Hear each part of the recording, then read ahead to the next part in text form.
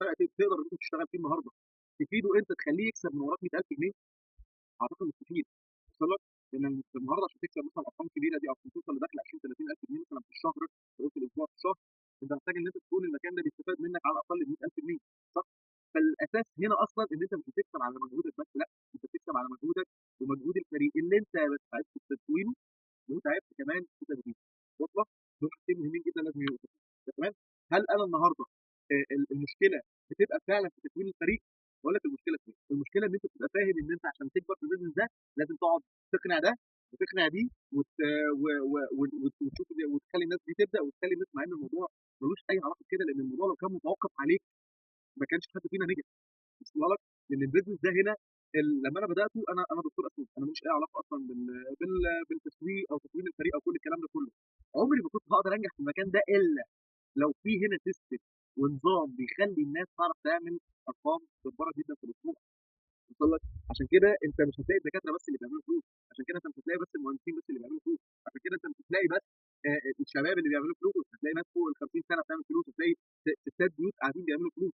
فارجوكم يا جماعه ما تحكموش على الامور من منظوركم انتم، يعني بلاش الوهم اللي انا كنت حاطه لنفسي في الاول. انت اصلا النهارده ما فيش اي مكان في العالم، هات لي بيزنس في العالم بيمشي بدون ناس. المستشفى مش هتشتغل الا لو فيها مرضى بيجوا. صح؟ الدكتور لو انا النهارده فاتح عياده النهارده مش هكسب او اعمل فلوس الا لما اجيب عيانين كتير.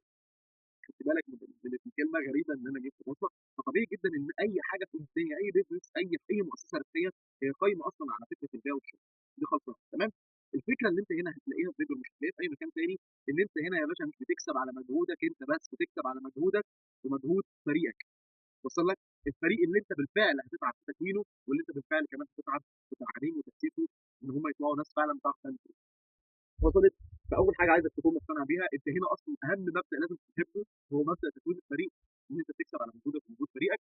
ثانيا يا باشا الموضوع مش متوقف عليك، لو الموضوع متوقف عليك وعلى مهارتك انت ما كانش حد نجح او كانت ناس معينه نجحت، او انا كنت طلبت منك قبل ما تبدا البيزنس ده انك تكون بتعرف تطلب.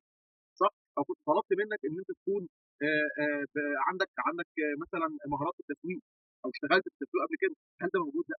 ده انا بقول لك تعالى شنطه هدومك وانا الملزم ان انا ادربك واعلمك واساعدك انك توصل للارباح، مش عشان سواد عيونك، عشان انا جدع، عشان كل جنيه انا كمان بعمل اضعاف اضعاف. وصل لك؟ مهمه جدا الشباب كان يعني كان لازم نفهمها طبعا.